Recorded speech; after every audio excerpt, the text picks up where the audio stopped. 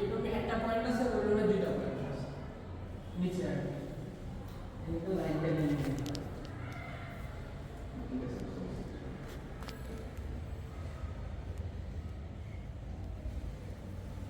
এই রুমে কয়টা পয়েন্ট আছে? এখানে একটা আছে, ওই রুমে দুইটা আছে, এখানে একটা আছে না?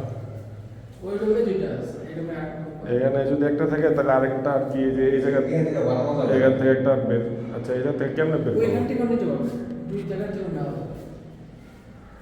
এখানে একটা এখানে একটা এখানে তো দিতে পারবো না, এটা তো ডাইরেক্ট বোর্ড না।